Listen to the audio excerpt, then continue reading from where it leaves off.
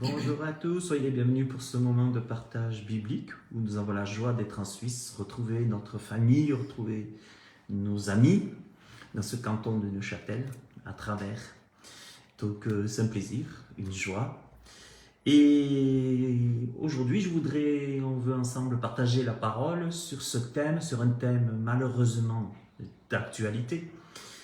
Surtout chez nous aussi, dans le sud de la France, c'est de parler de Bible, la Bible et la sécheresse. Bible et sécheresse. J'avais fait un article dessus, sur ce thème, il n'y a pas longtemps. Vous pouvez le retrouver sur mon site fun, pardon. Voilà. Alors, en fait, je vais commencer par citer une citation de plusieurs agriculteurs dans les Pyrénées-Orientales en France. Ces agriculteurs ont dit « On finit par croire à une malédiction ». C'est très intéressant. On finit par croire à une malédiction. Ils voient tellement que ça va mal qu'ils se disent « C'est pas possible, c'est une malédiction ». Alors c'est intéressant parce qu'en plus c'est Radio France qui a relaté cet article justement qu'on peut trouver avec cette déclaration des agriculteurs. C'est vrai que les malédictions ne manquent pas et la question qu'on pourrait en tout cas se poser, qu'on peut se poser, c'est que qu'est-ce qu'en pense la Bible de la sécheresse, qu'est-ce qu'il est écrit, voilà, et c'est ce que nous allons voir aujourd'hui. Déjà, la parole de Dieu, la Bible, nous dit que la sécheresse, c'est une conséquence à la désobéissance. On va voir tout cela. Dans l'Ancien Testament, la sécheresse est parfois une sanction divine en réponse à deux choses, l'idolâtrie et la rébellion.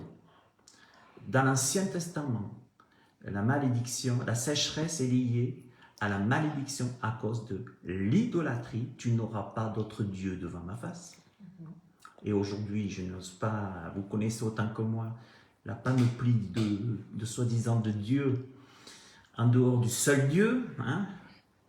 Donc je répète, sécheresse à cause de l'idolâtrie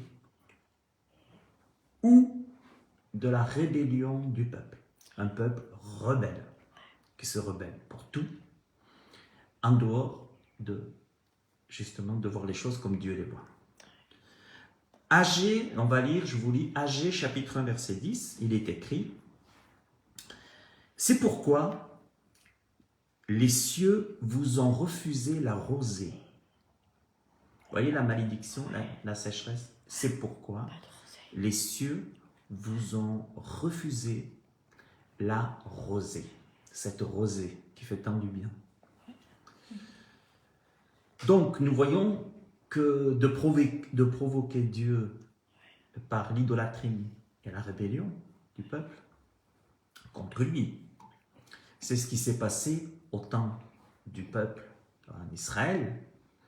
Chaque fois qu'il provoquait, il se rebellait, il y avait l'idolâtrie. Hein, chaque fois que Israël se détournait de son Dieu, Dieu jugeait, entre autres, par la sécheresse. Gardons-nous de porter un jugement sur le peuple d'Israël parce que nous ne sommes pas meilleurs.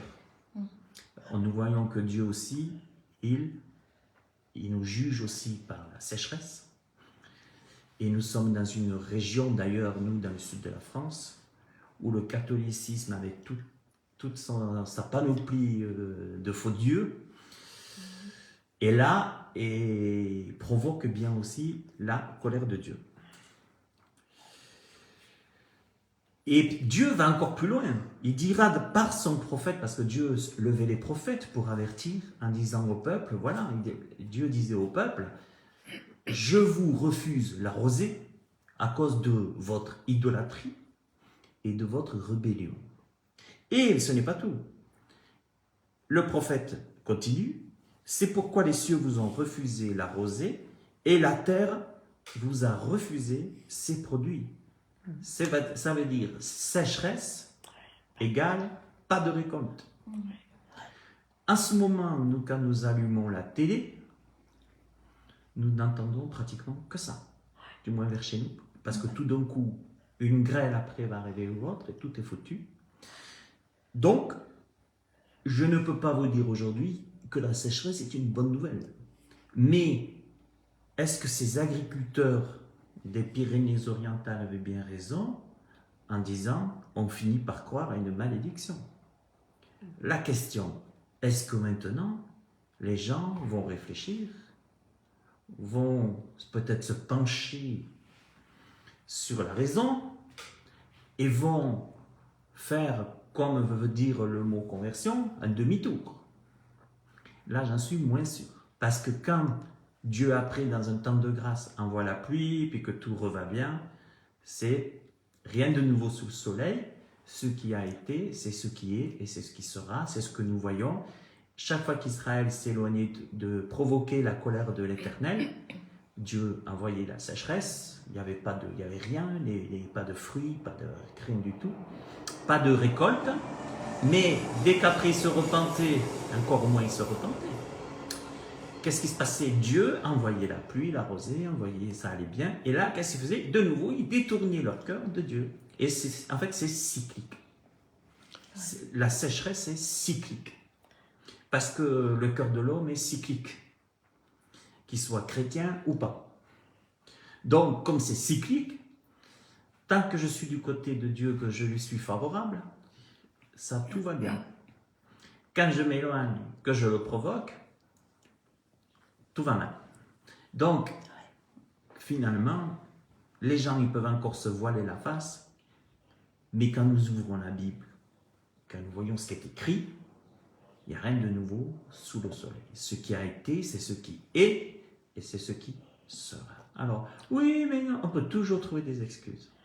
Une chose est sûre, c'est que les gens ils disent « Madame Nature, réchauffement climatique ».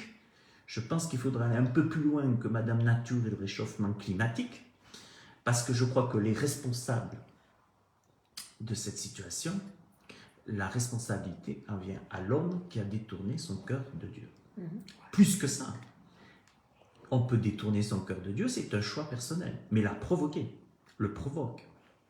Quand Dieu regarde ce qui se passe sur la terre, toute la débauche, les lois, de plus en plus des lois iniques de perversion, je dis bien de perversion. Quand on voit que au JO, on voit une table de Sainte Seine, façon woke, gauchisme, extrême gauche, en se moquant de la Sainte Seine, il y a de quoi avoir des sécheresses, il y a de quoi avoir des orages violents. Et mes amis, j'aimerais vous dire que les hommes vont réfléchir, ils vont considérer leur voix, et ils vont peut-être se pencher sur les Saintes Écritures pour essayer de voir si c'est vrai ou pas.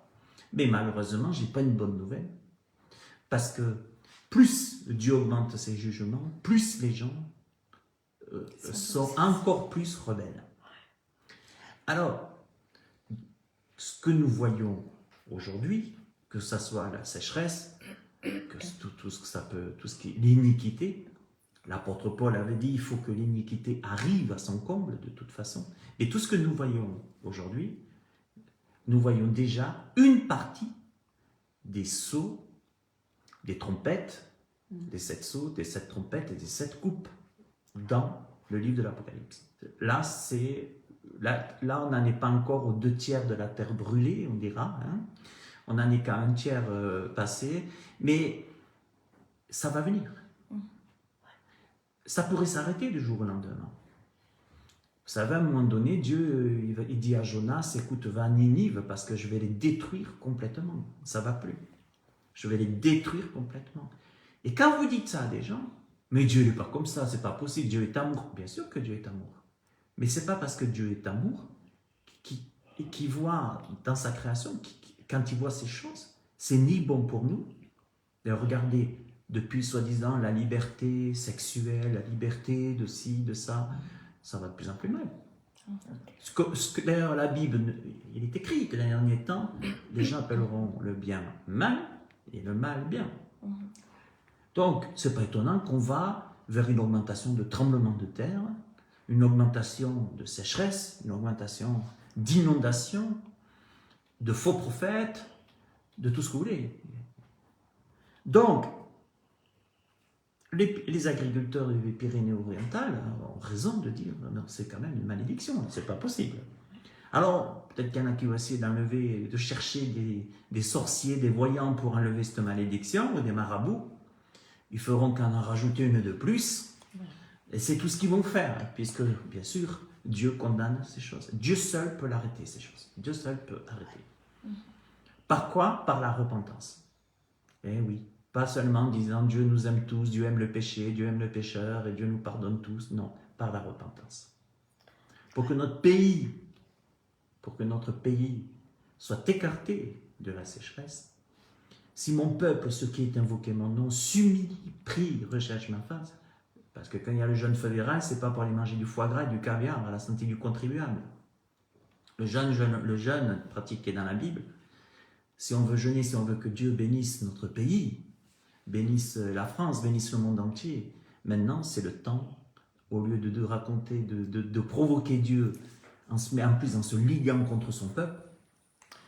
D'ailleurs, nous sommes en France sous une malédiction énorme à cause de Macron, avec tout ce qu'il fait, tout ce qui déclare, qui est anti-biblique, bien sûr, antichrist. Mais ça, il y en a des antichrists.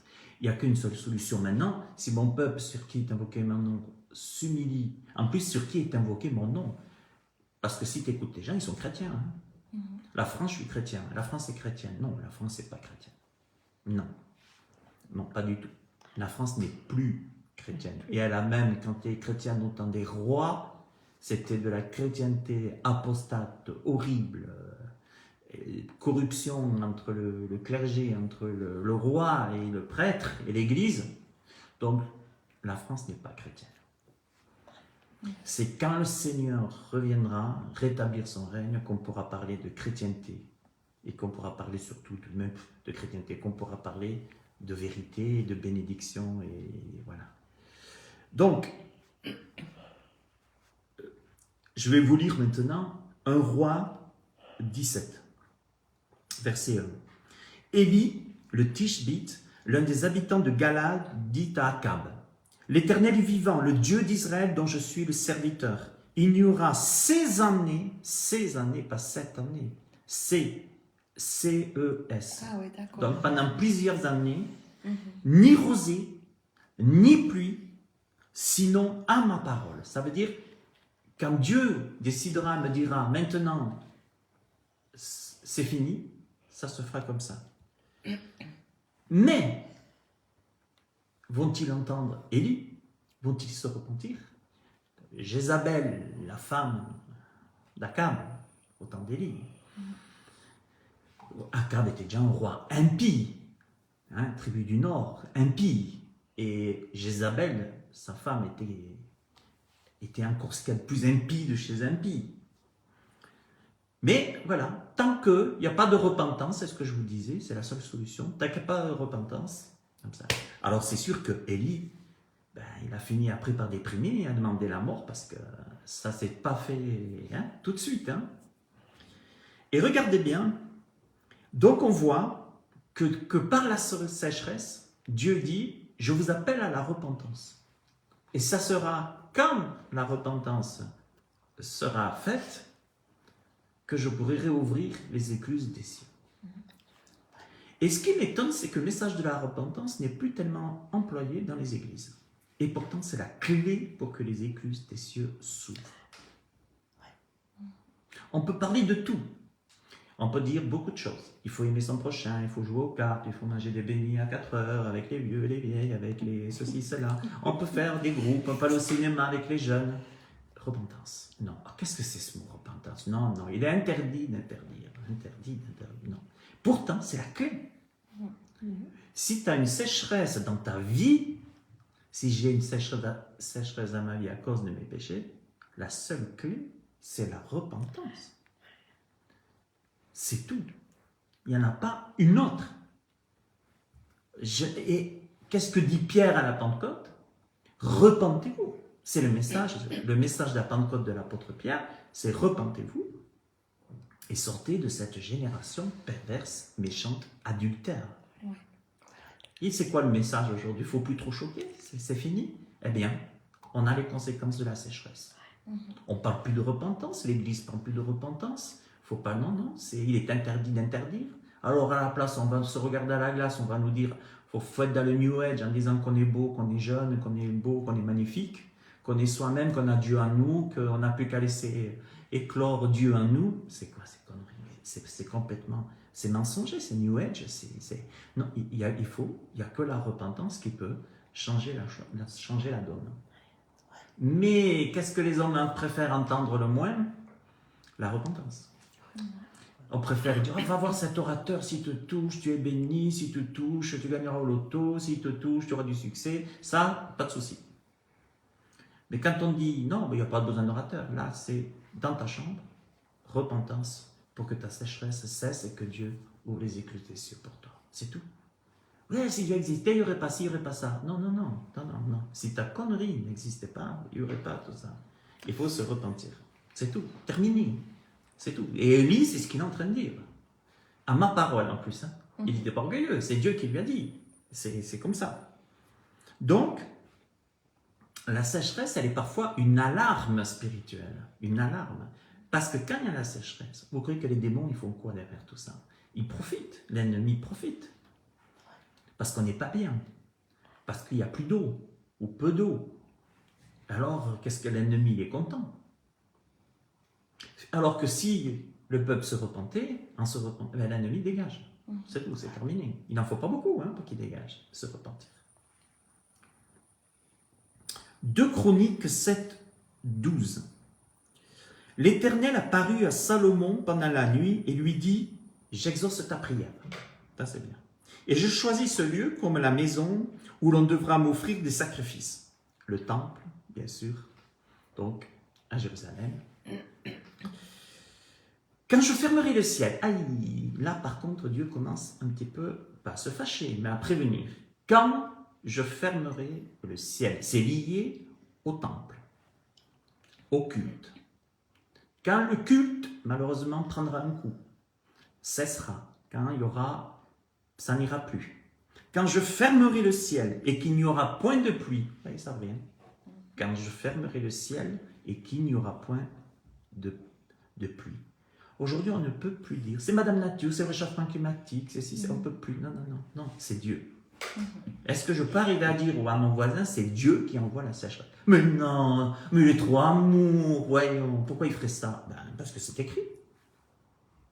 C'est tout. Dieu est le même hier, aujourd'hui, le Dieu de l'Ancien Testament, c'est le Dieu du Nouveau Testament, c'est le Dieu, c'est notre Dieu, c'est l'Éternel. C'est le même hier, aujourd'hui, éternellement. C'est tout. Tu fais le bien, t'es béni. Tu fais le mal, t'es maudit. Terminé, c'est tout. Il n'y a pas d'autre solution. Quand je fermerai le ciel et qu'il n'y aura point de pluie, quand j'ordonnerai même aux sauterelles de consumer le pays, là c'est là, carrément, j'avais prêché une fois là-dessus, les sauterelles qui viennent ravager, parce que la sauterelle elle ravage les cultures, ça ravage. Et c'est qui là? C'est Dieu. C'est pas Madame Nature et le réchauffement climatique, c'est Dieu. Puis ça s'était déjà passé en Égypte. Quand Dieu a jugé les Égyptiens pour que le peuple d'Israël sorte. Puis là, tout le monde continue à se mettre contre Israël. Allez-y, faites comme Pharaon en Égypte, et vous allez vous en prendre plein la gueule. Le Portugal contre Israël, il descend Israël, incendie. L'Espagne, pareil, incendie. La France, pareil, incendie. La Grèce condamne Israël, incendie. Posons-nous des questions. Posons-nous des questions. Moi, je me les suis posées. Continuons à maudire Israël. Je bénirai ce qui te béniront, je maudirai ce qui te maudiront. Terminé. C'est tout. Quand je fermerai le ciel, qu'il n'y aura point de pluie, quand j'ordonnerai aux sauterelles de consumer le pays, quand j'enverrai la peste, maladie, sécheresse, tout ça, maladie, tous ces trucs. Quand j'enverrai la peste parmi mon peuple, là, et il est dit parmi mon peuple. Je ne parle pas des non-croyants, là. Dieu ne s'adresse pas aux non-croyants. Dieu s'adresse aux croyants. Comment ça? Ah mais non, mais crois à Jésus, puis ça y est, t'es béni à vie, t'es sauvé à vie. Mais non. Donc, ça, je ne sais pas où sort cet évangile à 2 balles, mais en tout cas, il ne vient pas de chez moi. Non, pas du tout. Quand je fermerai le ciel, l'Éternel apparut à Salomon, J'exauce ta prière, je choisis ce lieu, le temple de Jérusalem. Ce lieu. Et vous comprenez. Et puis quand vous voyez qu'Israël maintenant a perdu et se bat sur ce lieu que Dieu a donné à Israël, c'est là que vous voyez pourquoi Dieu, il y a des guerres et qu'il y a des problèmes, de la malédiction. Mais regardez bien, il parle au peuple, il parle à son peuple, il parle aux chrétiens aussi, là. Quand je fermerai le ciel, qu'il n'y aura point de pluie dans ta vie, que tu sois juif ou chrétien, que tu sois juif messianique, chrétien, c'est mon peuple. Là, il s'adresse à son peuple. Quand je fermerai déjà le ciel dans ta vie, qu'il n'y aura pas de pluie, quand j'ordonnerai aux sauterelles de consumer ton pays. Non, toi, peut-être tu te dis chrétien, mais ta culture, elle est foutue. Tu as beau dire je suis chrétien, mais moi j'ordonne aux sauterelles de bouffer ta culture. Comment ça, mais je suis chrétien? J'ai appelé un prédicateur qui impose ses mains sur ma culture. Ouais, ben moi je la fous par terre. Je la brûle, ta culture. Elle est brûlée. Parce que tu te détournais de moi. Tu peux appeler tous les orateurs que tu veux pour imposer les mains sur ta culture, sur ton chant. Tu peux chasser tout ce que tu veux. Mais non, là je m'adresse à vous. La sécheresse chez les chrétiens. Et quand vous ferez plus de culte, quand vous serez plus dans ma maison, quand vous serez plus réunis, quand vous arrêterez un peu tout ça, quand vous vous détournerez de moi, ben vous allez beau vous dire chrétien, ben ça brûlera, ça cramera, c'est terminé. C'est tout. La sécheresse, c'est une malédiction. Ce n'est pas une bénédiction. Regardez la sécheresse spirituelle, c'est une vraie malédiction. Parce que là, vous ne sentez plus rien. Hein. Vous êtes, mon âme est assoiffée. Ouais, David a connu, on connaît ce que c'est qu'une sécheresse spirituelle. Parce qu'on est tous pécheurs. Mais après, regardez ce que dit Dieu. Si mon peuple, sur qui est invoqué mon nom, s'humilie, et il revient, il le dit à Salomon, il dit la clé, c'est si mon peuple, sur qui est invoqué mon nom, 2 Chroniques 7,14, s'humilie, prie et cherche ma face, voilà ce qu'il faut faire. Et s'il se détourne de ses mauvaises voies. Parce que c'est bien joli de prier, de jouer aux pauvres martyrs, de pleurer à la Mélenchon, comme on voit à la télé, de pleurer, de faire semblant de pleurer, c'est bien joli. Mais ça, Dieu regarde le cœur, lui. Il ne regarde pas la tête, il regarde pas ce qu'on voit les hommes. Sur qui, s'il se détourne de ses mauvaises voies, je l'exaucerai des cieux, je lui pardonnerai son péché, et je guérirai son pays. C'est pas compliqué, en fait, pour retrouver. Il faut s'humilier, prier, chercher la face de Dieu, et surtout, se détourner de ses mauvaises voies. De toute façon, on voit la vraie repentance, on la voit aux fruits. Si quelqu'un se repent et que le lendemain c'est déjà... Non, c'est pas ça la repentance. 1 Roi 8, 35, on arrive au bout. Quand le ciel sera fermé, qu'il n'y aura point de pluie, à cause de leur péché contre toi. Ça, on revient sur Élie, à cause de leur péché contre toi. Chaque fois qu'on pêche contre Dieu, pouf, ça amène à la sécheresse, cette histoire. S'ils prient dans ce lieu et rendent gloire à ton nom, et s'ils se détournent de leur péché, parce que tu les auras châtiés, exauce-les des cieux, pardonne le péché de tes serviteurs et de ton peuple d'Israël, à qui tu enseigneras la bonne voie, et dans laquelle ils doivent marcher, et fais venir la pluie sur la terre que tu as donnée en héritage à ton peuple. Fais venir la pluie. Mais avant la pluie, il y a la repentance, il y a la remise en question.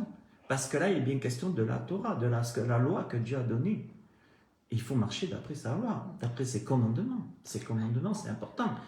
Et Dieu l'a dit, si vous appliquez mes commandements, vous serez bénis, vos greniers seront pleins, la terre produira ses fruits, même au centuple. Si vous n'obéissez pas à mes voies, si vous me provoquez, si vous détournez, vous allez vers d'autres dieux, ben vous pourrez mettre tous les Bouddhas que vous voulez dehors, mais votre vie sera cramée. C'est pas Bouddha qui va vous sauver, un bout de plastique ou de pierre, un gros ventre en pierre qui va vous sauver. Bon, voilà. Mais c'est pas, voilà. Donc c'est clair et net. C'est clair et net. 1 Roi 17. Et maintenant, nous allons voir, pour terminer, que Dieu pourvoit, parce qu'on ne va pas rester que à la sécheresse, que Dieu pourvoit au milieu de la sécheresse. Dieu pourvoit au milieu de la sécheresse. C'est pour ça qu'on peut voir des miracles. Il partit et fit selon la parole de l'Éternel, et il alla s'établir près du torrent de Kérith, qui est en face du Jourdain. Les corbeaux lui apportaient du pain, de la viande le matin, et du pain, de la viande le soir, et il buvait de l'eau du torrent. Élie. Voilà. Rappelons-nous Exode 17, 6. Voici, je me tiendrai devant toi sur le rocher d'Horeb, tu frapperas le rocher, il en sortira de l'eau, le peuple boira. Moïse fit ainsi au lieu des anciens d'Israël. Et Isaïe 41, 18, je ferai jaillir des fleuves sur les collines et des sources au milieu des vallées, je changerai le désert en étang et la terre aride en courant d'eau. Ça, c'est les miracles dans la sécheresse. Dieu est tout bon. Élie, il dit à Akab, sécheresse. Ok. Les corbeaux arrivent, pas de souci. On te donne tout ce que tu as besoin. De la part de Dieu, parce que tu es son enfant et parce que tu veux marcher dans cette... Tu es son peuple. Parce que tu sais ce que c'est que t'humilier. Donc, vous pouvez aller voir tous les prêtres, les curés que vous voulez pour enlever le diable quand ça ne va pas. Non, il n'y a qu'un seul chemin, c'est la repentance. Moi, je trouve fantastique que je vais jaillir des fleuves sur les collines. Je me tiendrai devant toi sur mon rêve, tu frapperas le rocher, il sortira de l'eau. En plein milieu de la sécheresse, Dieu a des solutions pour ceux qui se tournent vers lui. Ceux qui se tournent vers lui et surtout pas ceux qui se repentent. Pardon Seigneur, parce que si la sécheresse est venue dans mon entreprise, c'est parce qu'on a fauté. On t'a provoqué. Et tu as la sécheresse. Pardon. Et Dieu rétablit. Dieu restaure. Dieu, comme ça. C'est ça. En fait, et c'est pour ça que le diable dit, si on peut éviter le mot repentance dans l'église, maintenant ça marche. Pour moi, il n'y a pas de problème, je ne serai pas dérangé. Éviter. Parce que si les églises parlaient de repentance, il y aurait plein de miracles. Si les gens revenaient et tout ça, il y aurait plein de miracles. Il n'y aurait pas tout ça. Mais en évitant le mot repentance, parce que le pasteur il se dit, moi j'ai besoin d'argent à la fin du mois, et puis si je suis trop, il faut que je me calme, il faut faire plaisir. Bon, on me l'a eu dit quand j'étais jeune pasteur. Je ne dirais pas où, parce qu'on est en ligne. Mais on m'a dit, non, il faut entretenir, il faut bien entretenir. C'est sûr, ça a rapporté de bons salaires à 100%, donc il fallait bien entretenir, il fallait être gentil. Voilà. Pas trop... Voilà. Pas trop brusqué. Non, parce que sinon tu te fais foutre dehors comme je me suis fait foutre dehors de l'église après. Alors maintenant, au-delà du climat, la sécheresse, elle peut être intérieure, c'est sûr, mais elle est aussi dans un manque de présence de Dieu. C'est-à-dire, le feu dont il est question dans l'Apocalypse, plus tu t'éloignes de Dieu, plus la sécheresse s'installe dans ta vie, dans ta bouche, et la soif.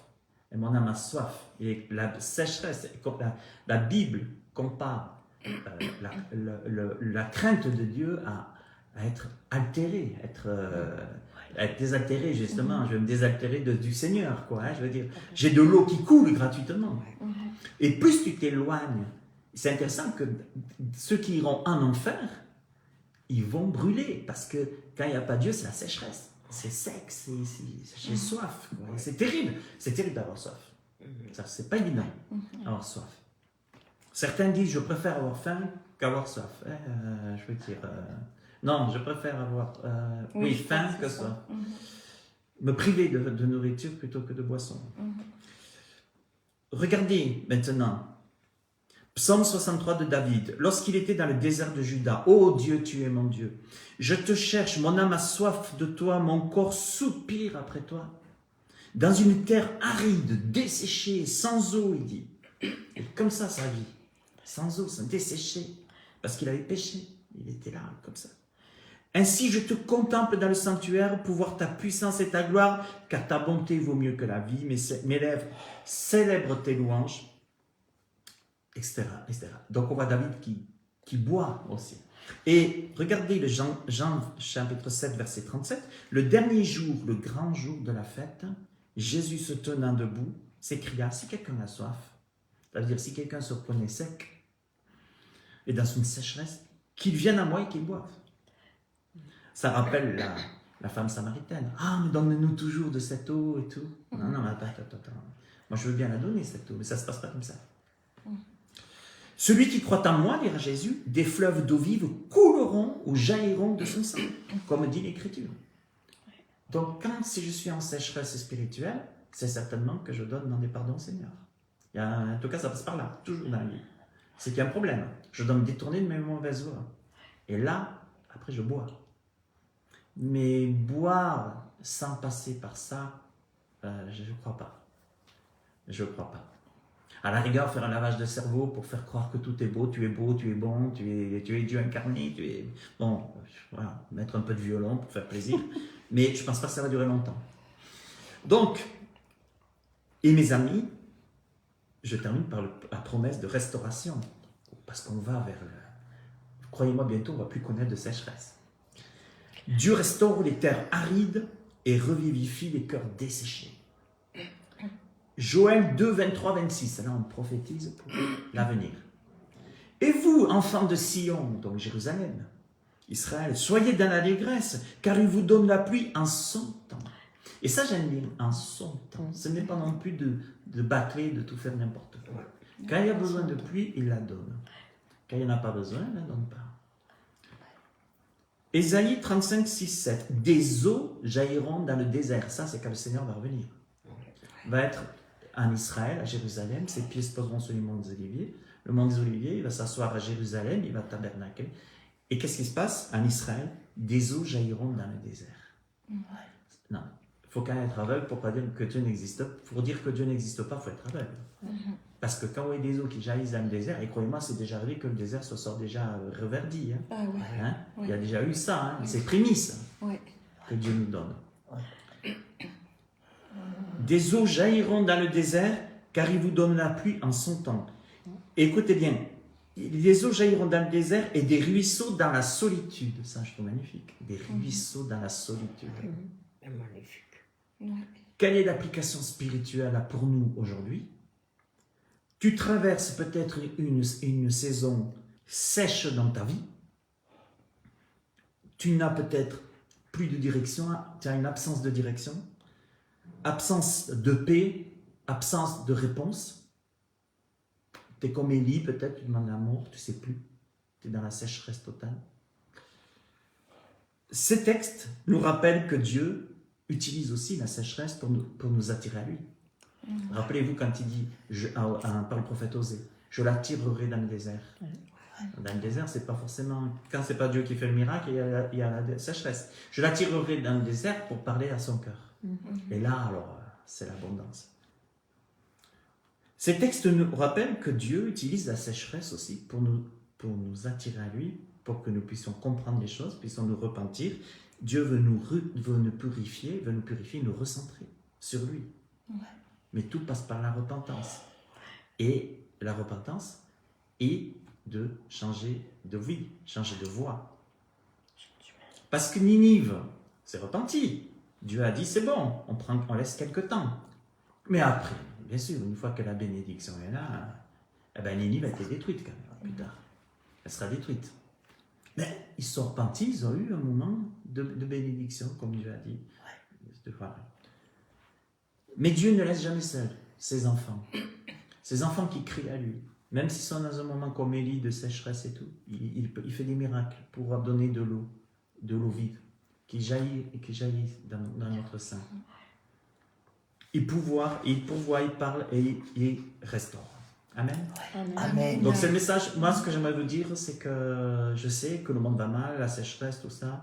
Le monde maintenant est contre Dieu de plus en plus pour laisse place à des théories bibliques, mondaines, bibliques, dans le sens qu'elles attirent la colère de Dieu, Dieu en parle, hein, et qu'il faut se détourner de tout ça et venir vers Dieu et se repentir, hein, il faut se repentir et l'accueillir, et puis que les fleuves de vie jaillissent de notre sein, quoi. Mais j'ai pas d'autre solution pour des personnes qui disent j'ai de la malédiction dans ma vie, c'est pas chassant tout le temps des démons comme ça, en faisant n'importe quoi. Je crois que la première des choses pour que Dieu renvoie sa pluie, ben, il faut se tourner vers lui, quoi, c'est tout, quoi. Il faut demander pardon, il faut vouloir changer de voie.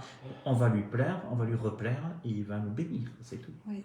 Que Dieu vous bénisse. Puis vendredi, on refait un culte, donc vendredi, il y aura un autre message. Cette fois-ci, 2 fois, je vais vous embêter cette semaine. Et puis, à très bientôt pour un prochain vendredi. Au revoir.